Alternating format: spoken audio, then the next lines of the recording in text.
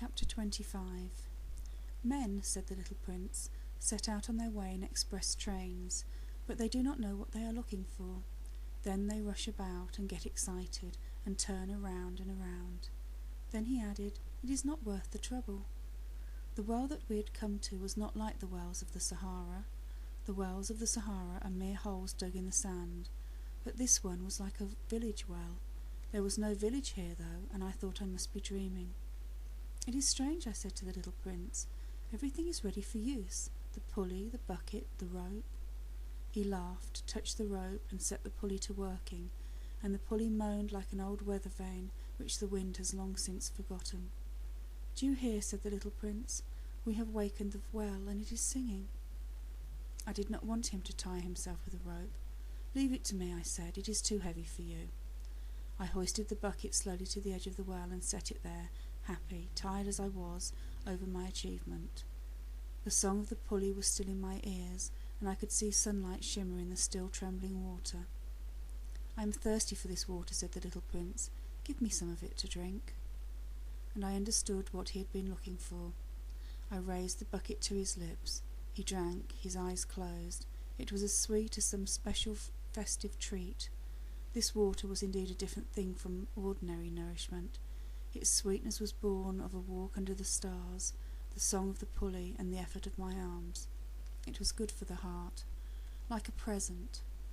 When I was a little boy, the lights of the Christmas tree, the music of the midnight mass, the tenderness of smiling faces used to make up so the radiance of the gifts I received.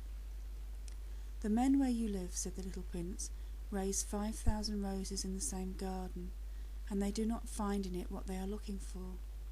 They do not find it, I replied. And yet what they are looking for could be found in one single rose, or in a little water. Yes, that is true, I said. And the prince added, but the eyes are blind. One must look with the heart. I had drunk the water. I breathed easily. At sunrise the sand is the colour of honey, and that honey colour was making me happy too.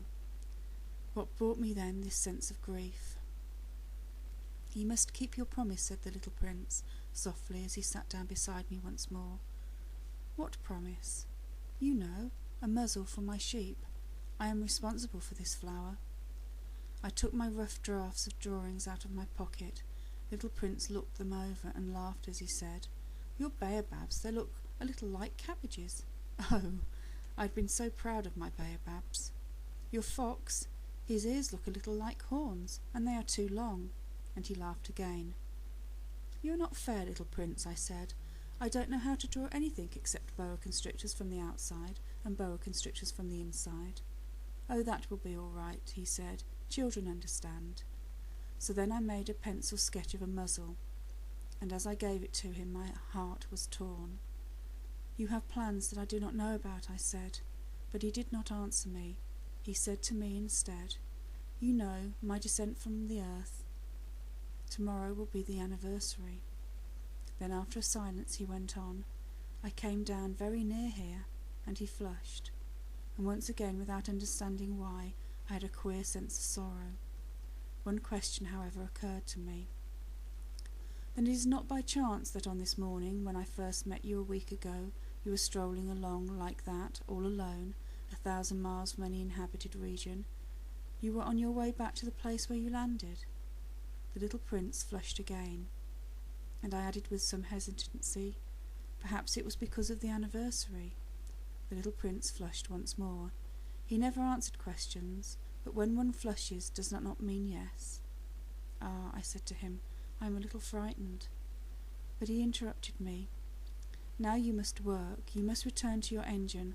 I will be waiting for you here. Come back tomorrow evening. But I was not reassured. I remembered the fox. One runs the risk of weeping a little if one lets oneself be tamed.